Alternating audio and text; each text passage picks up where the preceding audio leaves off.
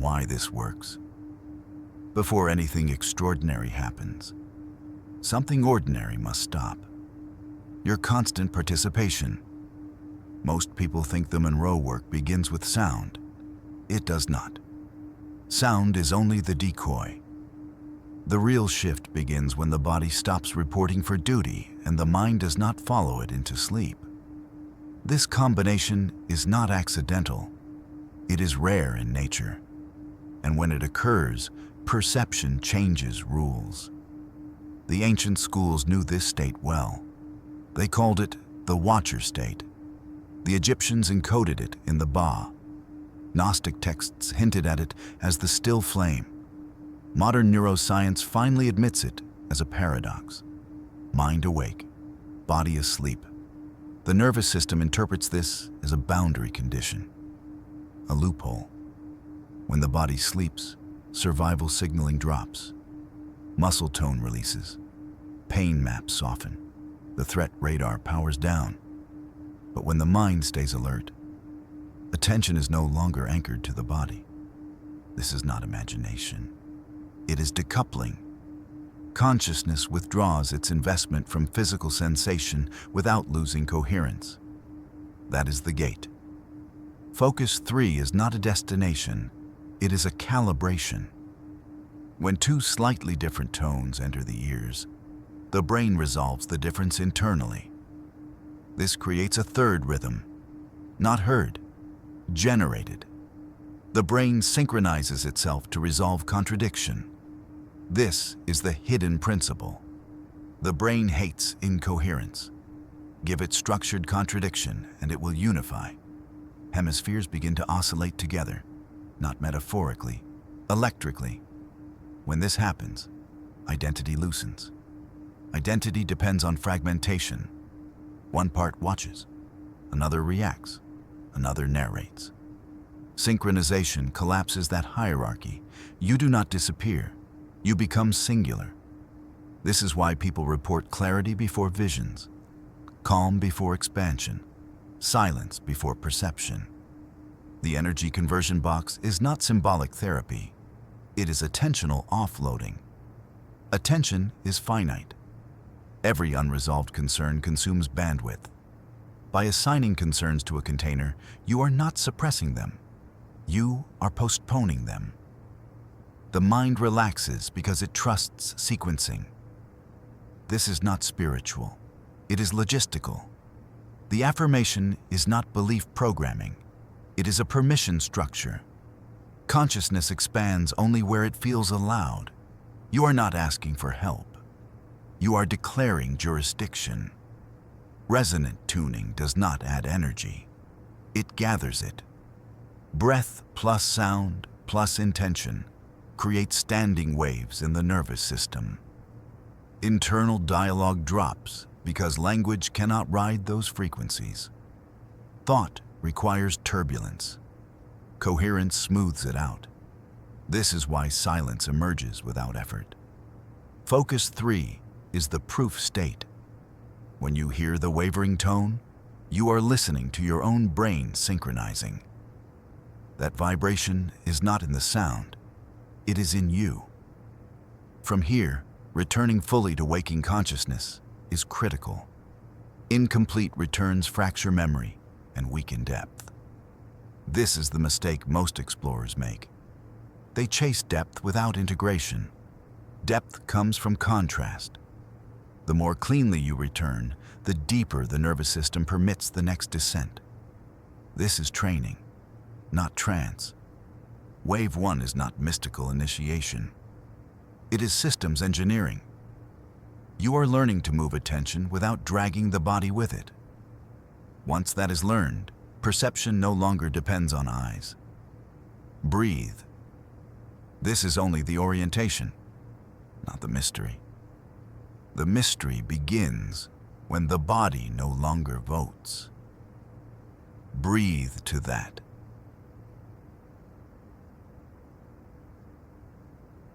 Energy management.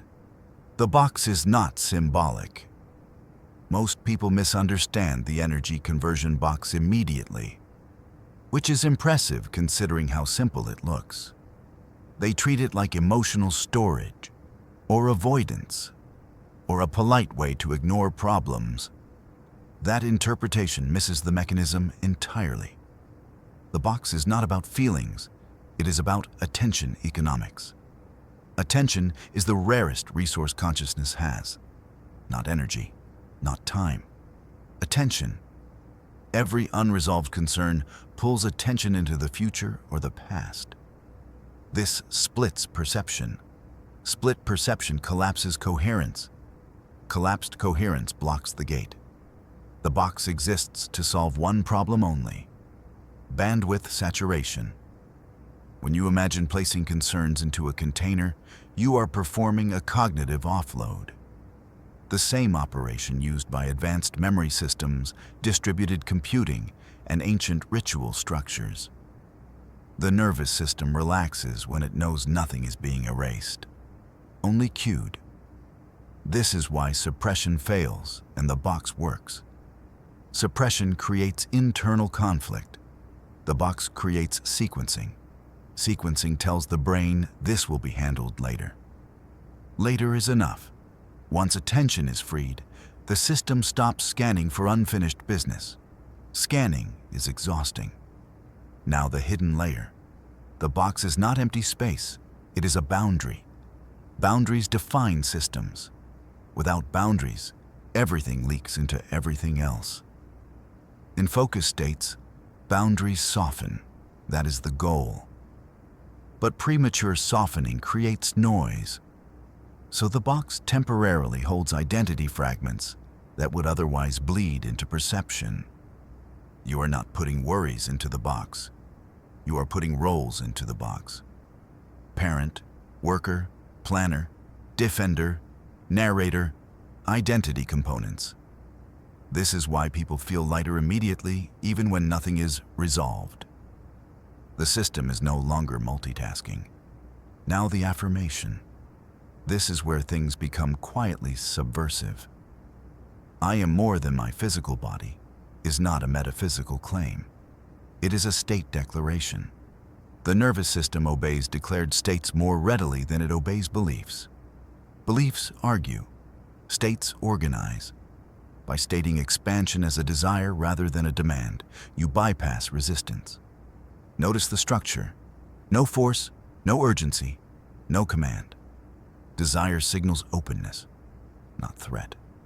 Threat contracts the system. Openness allows exploration. The second half of the affirmation invites cooperation from intelligences equal to or greater than your own. This is not about entities. It is about hierarchy suspension. The ego assumes it is the highest authority. This assumption blocks learning.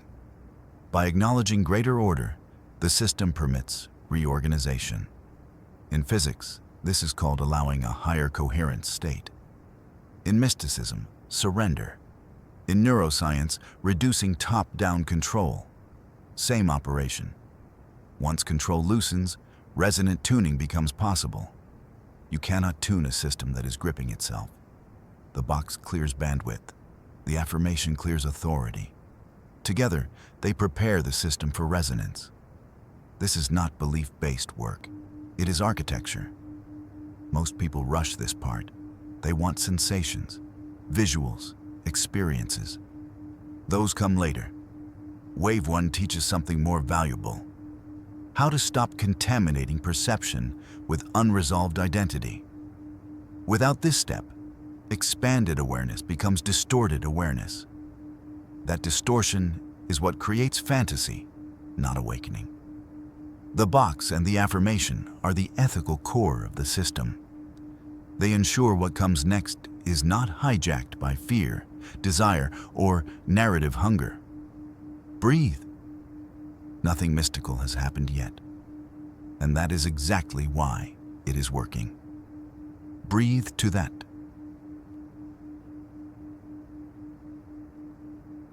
Resonant tuning, how silence is engineered. Resonant tuning looks harmless. Breath, sound, a hum that feels almost childish. This is intentional misdirection. What is actually happening is signal dominance. Your nervous system is never quiet. It is always generating microsignals. Thought fragments, muscle impulses, predictive loops, internal commentary pretending to be useful. Most meditation techniques try to stop this noise. That never works. Noise does not stop when attacked. It stops when outcompeted. Resonant tuning introduces a signal that is stronger, slower, and more coherent than internal dialogue. Breath pulls attention into rhythm. Sound anchors that rhythm in the body. Vibration gives the system something it cannot ignore. Thought cannot survive without interruption. Resonance removes interruption. Here is the hidden layer. The hum is not for the ears. It is for the vagus nerve. Low-frequency vocalization directly stimulates parasympathetic dominance. This shifts the body out of survival mode without needing to convince the mind. The body relaxes first. The mind follows reluctantly. That reluctance is the sound of control dissolving. As breath deepens, carbon dioxide tolerance increases. Blood chemistry changes. Cerebral blood flow stabilizes. This is not poetic. It is mechanical. Internal dialogue requires instability. Stable systems stop narrating. This is why thoughts fade without being suppressed. Now comes the critical point most people miss. Resonant tuning does not add energy. It gathers it. Your attention is scattered across tasks, memories, identities. Tuning pulls attention back into a single standing wave. When attention collapses into coherence, you experience it as fullness, presence, density. People mistake this for relaxation. It is not relaxation, it is integration. Fragmented systems feel tired. Integrated systems feel alive. This is why you can feel energized while completely still. At a deeper level, resonant tuning teaches the system a new default. It rehearses coherence, not as an idea, as a felt state. The nervous system learns this is safe. Once safety is established, perception widens naturally. No forcing, no visualization pressure. This prepares the system for Focus 3. Focus 3 is not achieved, it emerges. When hemispheric synchronization begins, the brain resolves competing rhythms internally. You hear it as a wavering tone, a pulsing beat. That beat is not in the sound file. It is the signature of internal unification. Left and right hemispheres are no longer negotiating. They are cooperating. This matters more than anything that follows. A divided brain cannot explore coherently. It hallucinates, it projects, it fantasizes. A unified brain perceives. Focus 3 is the first state where perception is no longer owned by one side. Logic and imagery, analysis and intuition, observation and experience, same channel. This is why Focus 3 feels calm, clear, and slightly unfamiliar. You are not used to being singular. Most people want to leave this state quickly. They feel something bigger calling. That impatience is residue of old conditioning. Wave 1 teaches restraint for a reason. If you cannot stabilize coherence here, depth will fragment you later. Resonant tuning is not preparation. It is training. You are teaching your system how to become quiet without collapsing. Silence that remains alert is the rarest state humans experience. And it is the only one from which true exploration is possible. Breathe. The mystery is not that perception expands. The mystery is that it was always available. Breathe to that.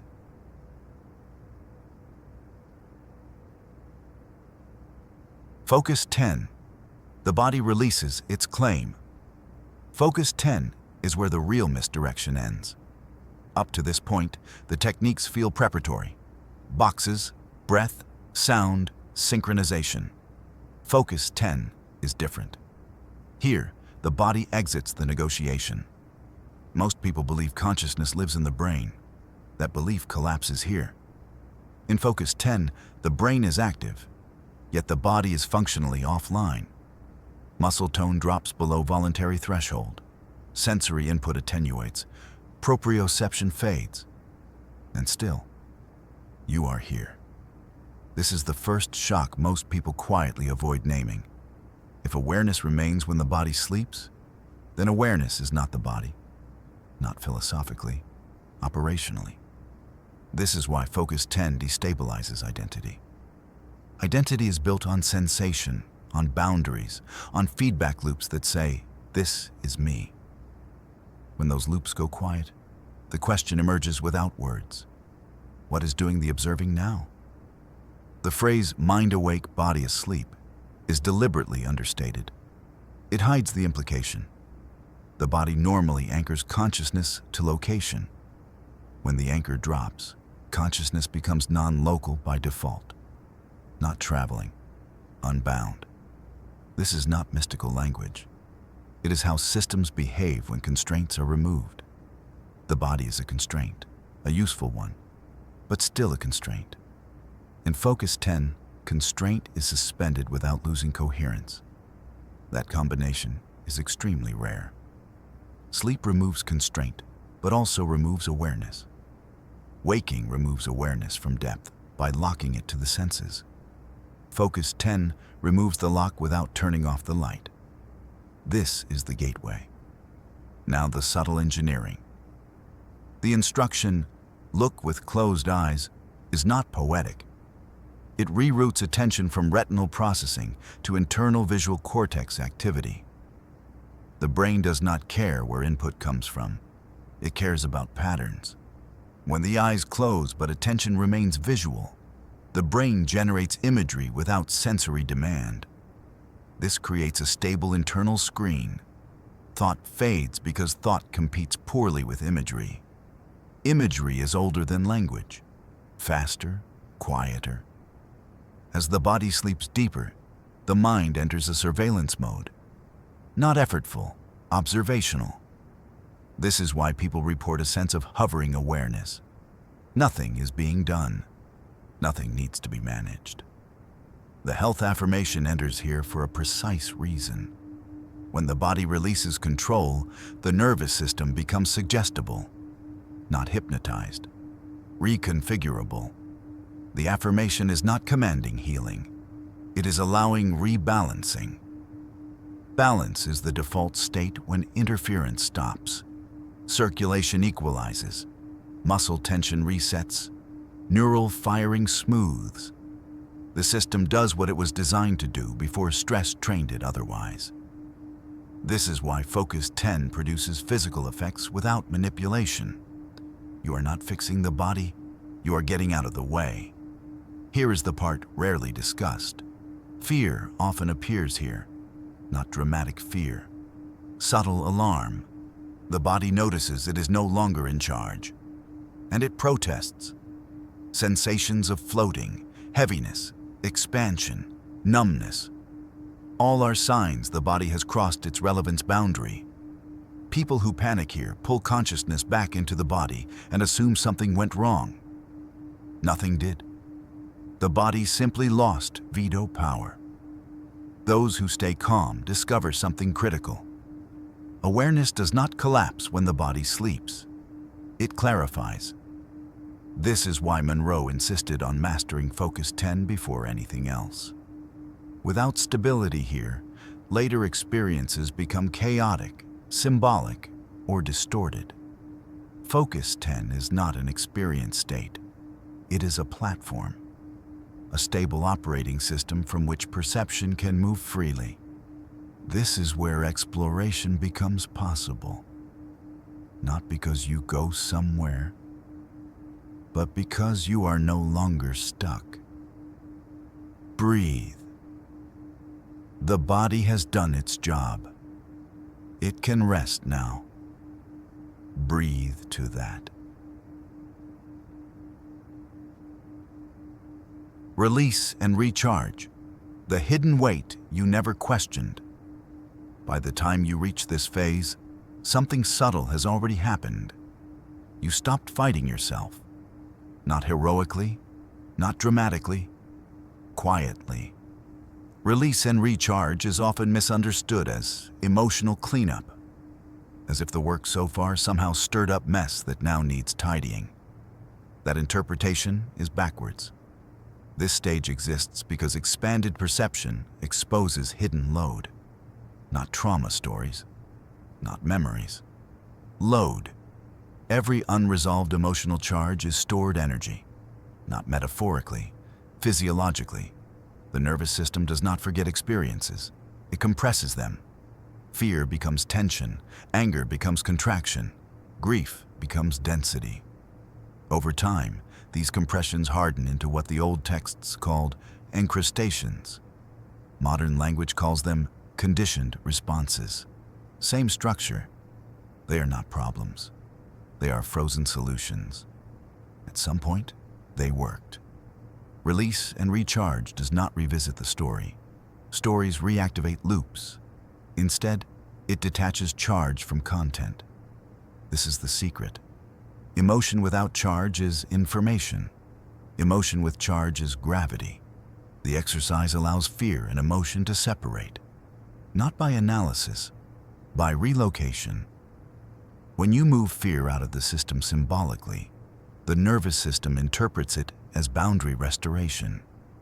Boundaries tell the body, I am not being overwhelmed. Once fear leaves, what remains is clean memory energy. Memory without fear is neutral data. It no longer pulls attention.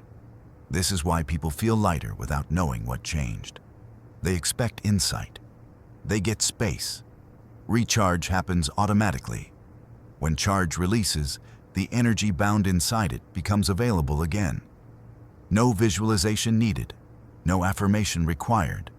The system reclaims its own resources. This is not healing in the dramatic sense. It is decompression. The body remembers how to circulate energy once blockages dissolve. Here is the uncomfortable truth. Most people are exhausted not because they do too much, but because they carry too much. Release and recharge is where you realize how heavy your personality has been, and how unnecessary. At this point, people often feel gratitude. Not emotional gratitude, structural gratitude. The kind that comes from finally standing upright after carrying a weight you forgot was optional. If you noticed yourself relaxing right now, that was not suggestion. That was load dropping.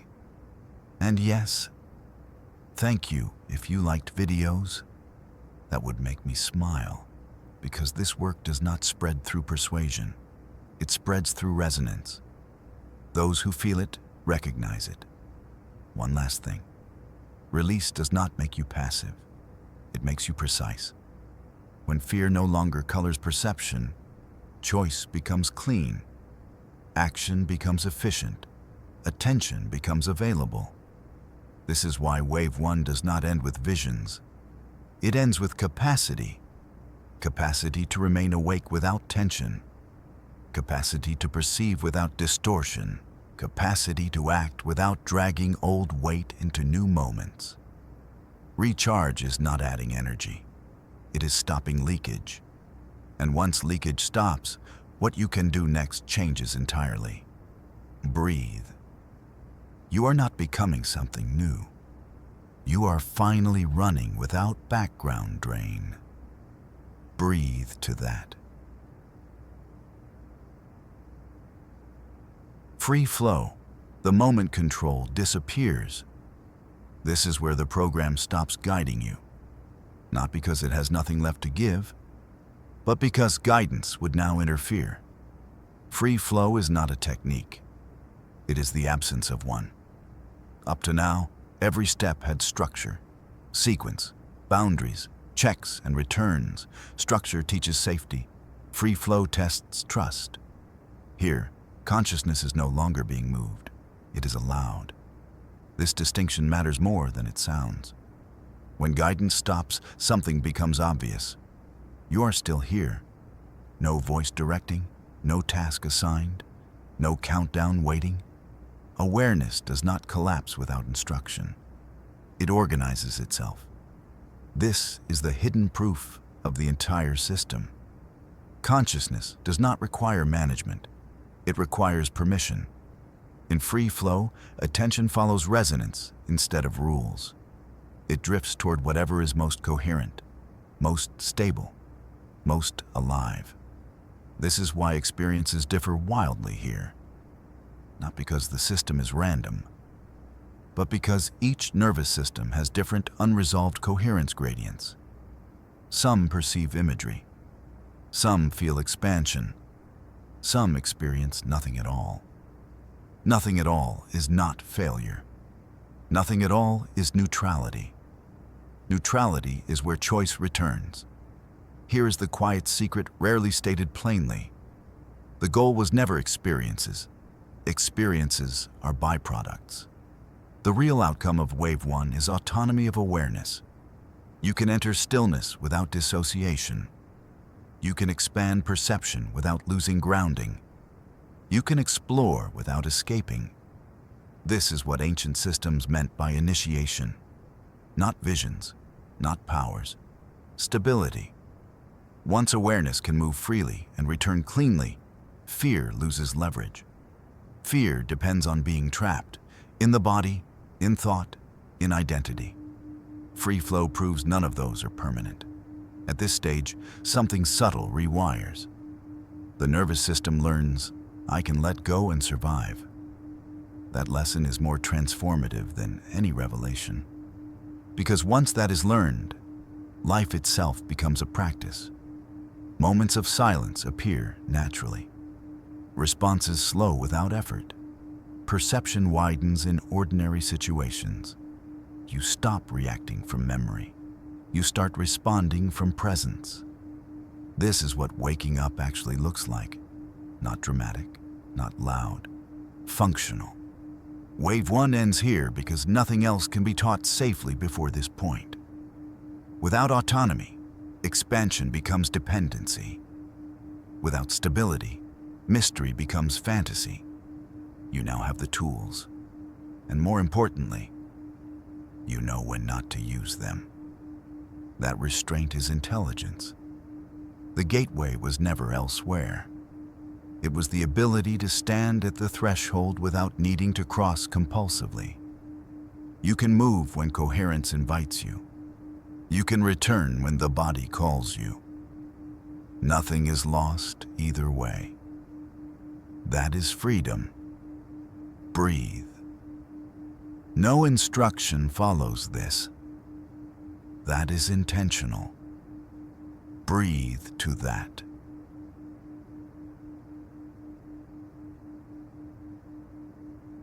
The responsibility clause. Why the gateway never promised you anything. The most important sentence in the entire gateway material is the one most people skim past. As much or as little as you put into it.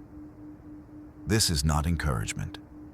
It is a warning disguised as neutrality. Gateway does not deliver experiences. It removes constraints. What happens next depends entirely on what is left when those constraints fall away. This is why some people feel they wake up once and never return, while others become permanent explorers. The system does not scale experience. It exposes capacity. The exercises are not journeys. They are interfaces. They do not take you anywhere. They allow you to operate somewhere you already are. The gateway affirmation is the key that unlocks this responsibility. Most people treat it as metaphysical poetry. That is a mistake. I am more than my physical body is not belief. It is a working hypothesis. The system requires you to temporarily suspend the body as the primary reference point. Not deny it, not escape it, just demote it. Once that demotion occurs, perception begins to reorganize. The next clause is even more revealing. I can and do exist in energy systems not limited to time-space. This is not claiming supernatural ability. It is acknowledging something your nervous system already knows, but your identity refuses to admit. Time and space are coordination tools, not absolutes. You experience this daily. When thought jumps ahead, when memory pulls you backward, when attention leaves the room while the body stays seated. Gateway simply trains this ability without dissociation. The line about communicating with intelligence beyond physical consciousness is often misunderstood as external entities. That is a distraction. Intelligence simply means organized information. Some of that information is local, some is non-local. Some originates from layers of the self that do not use language. Gateway does not define the source because the source is irrelevant. Only signal clarity matters. Now the part most people avoid, the disclaimers. They are not legal armor. They are structural boundaries. Gateway refuses to take responsibility for interpretation. Why? Because the moment responsibility is outsourced, perception collapses into dependency. This system was never meant to be safe in the way religion is safe. It was meant to be precise. Precision requires accountability. You are told explicitly that this is not therapy, religion, or medicine, because those systems replace authority with belief structures. Gateway removes belief structures entirely. What remains is you. Wave 3 makes this unavoidable. The radio dial analogy is not illustrative. It is literal. Consciousness does not switch states. It phases. Stations overlap. Static is interference between signals. Hemisync does not create new stations. It stabilizes tuning. Focus labels are coordinates, not destinations. And once tuning stabilizes, separation becomes inevitable. Out-of-body experiences are not exits from the body. They are withdrawals of identification. You stop assuming perception must be anchored to flesh. Fear appears here because fear is the last guardian of identity. Not danger fear, control fear. This is why the system gives you tools instead of reassurance. The box, the rebel, the EBT, the return to C1 command. These are not metaphors. They are fail-safes for autonomy. The system insists you know how to return before it allows you to leave. This alone disqualifies fantasy. Practice is emphasized for a reason. In early stages, thought becomes action because intention is no longer buffered by hesitation. Later, control returns, not because ability fades, but because coherence increases. Freedom is not chaos. It is directed neutrality. By the time you reach the freedom exercises, the question is no longer, can you separate? The question becomes, what do you do when nothing stops you? Explore planets. Map internal terrains. Form relationships with non-physical intelligences. Or simply float above trees. All are equivalent. The system does not care what you choose. That is the real secret. Gateway was never about transcendence. It was about self-governance of consciousness. And that is why it never promised enlightenment, only access. What you become after access is no longer the system's concern. That responsibility was always yours.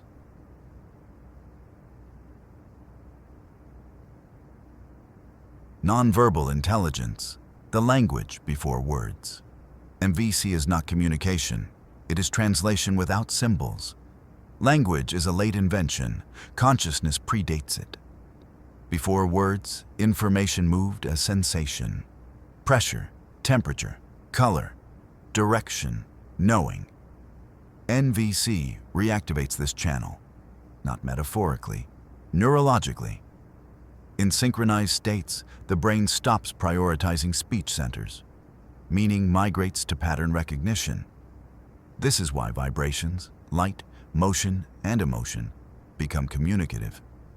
They are not symbolic. They are direct carriers. When you begin NVC1, you are not learning to send messages. You are learning to receive without distortion. Your vocabulary expands not by memorization, but by exposure. Each perception becomes a unit of meaning. A warmth may indicate presence. A pressure shift may indicate attention. A sudden knowing may carry more data than paragraphs. NVC2 introduces a critical reversal. You stop receiving first. You transmit, not words, state. When you express your affirmation non-verbally, you are broadcasting coherence. This is why communication improves as regulation improves. Noise cannot carry meaning. COM point 12 formalizes this. A COM point is not a place. It is a stable intersection on the consciousness continuum. By repeatedly returning to the same internal environment, you anchor memory, identity, and orientation. This prevents fragmentation. The COM point becomes a rendezvous because consistency creates trust, not trust from others, trust from your own system. Here, communication becomes reciprocal. Observation turns into exchange. Exchange turns into relationship. This is where the system quietly introduces ethics. You can gather information, you can encounter other systems, but intention determines clarity. Manipulation muddies signal. Curiosity sharpens it. NVC is not power. It is responsibility without intermediaries. You no longer hide behind misunderstanding. Breathe to that.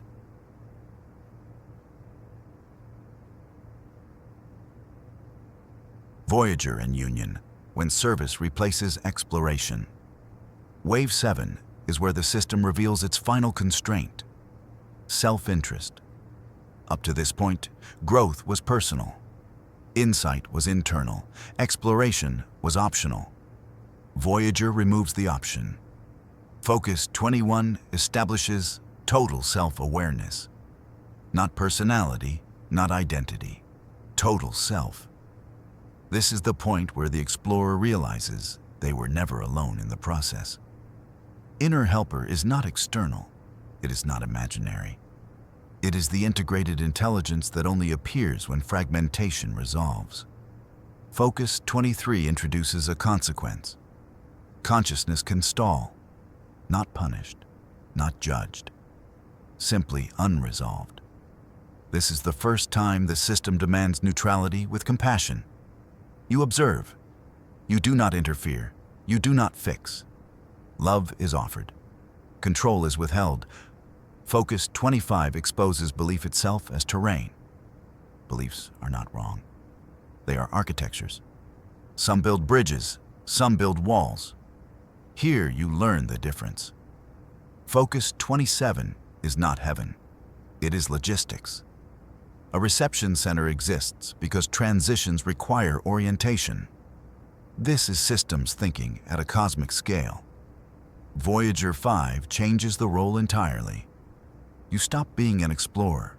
You become a retriever, not a savior, a guide. You do not force movement. You offer orientation. Assistance only works when sovereignty is respected. This principle echoes everywhere. The final shift occurs in union. You are asked to place everything that defined you, beliefs, emotions, self-image, into a box. Not to destroy them, to recognize they were tools. Stepping beyond the final door is not an ending. It is graduation from identification. You return because return is chosen, not required. Wave 8 ends exploration by dissolving the need for it. You no longer seek states. You inhabit them. You no longer escape the world. You serve within it. The system never promised transcendence. It promised competence. And quietly, relentlessly, it delivered exactly that. So there you go. Breathe to all of that.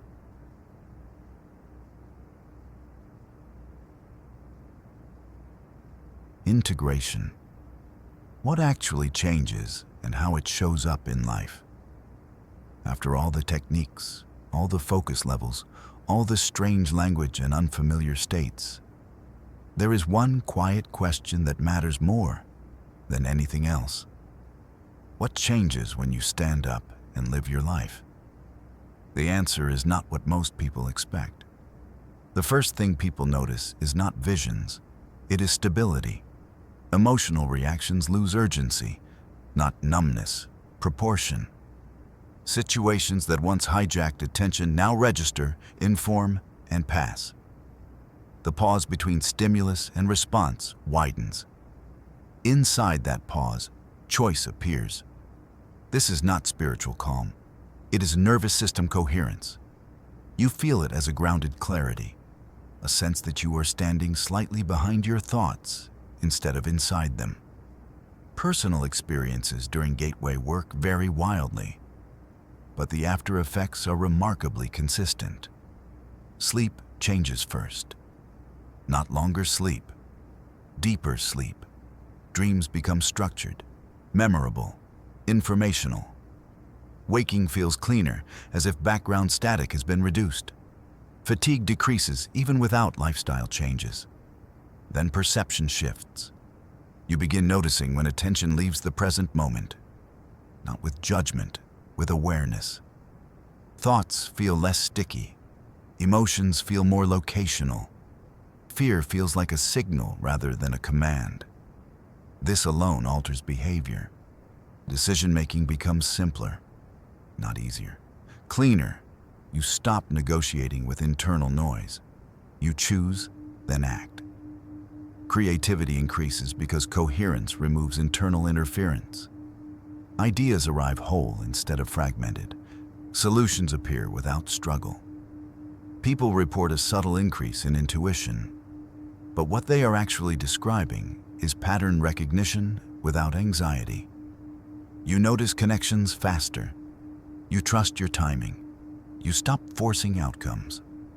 Relationships shift, not because others change, because you stop projecting unresolved identity into interactions. Listening improves. Reactivity drops. Boundaries become natural rather than defensive.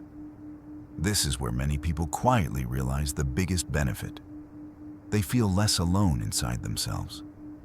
The sense of an internal ally emerges, not a voice, a knowing.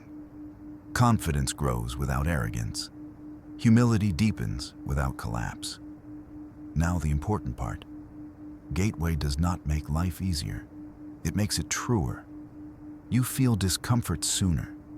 You sense misalignment faster. You can no longer ignore internal signals without consequence. This is not punishment. It is accuracy. The system recalibrates you to reality as it is, not as you cope with it. People often describe moments during exercises that feel extraordinary. Separation, expansion, contact, knowing. But the real transformation is mundane. You show up differently. You speak more precisely. You waste less energy explaining yourself. You tolerate less internal contradiction. Over time, this compounds. Health stabilizes because the body is no longer fighting chronic stress patterns. Focus improves because attention is no longer scattered. Purpose clarifies because noise no longer impersonates desire. The method works because it does not ask you to believe anything. It asks you to experience coherence repeatedly until your system accepts it as normal. Once coherence becomes familiar, chaos loses authority. This is how non-physical exploration results in real-life change, not by escape, by integration. You do not become special. You become aligned. And alignment is the rarest advantage humans ever acquire. Nothing mystical is required to benefit from this work. Only consistency, honesty, and the willingness to let go of who you thought you had to be in order to function. In the end, the gateway experience does not give you answers. It gives you access to the part of you that already knows how to live well. That is the benefit. That is the experience. That is the result. And once you feel it, you do not need to chase anything ever again. Hallelujah.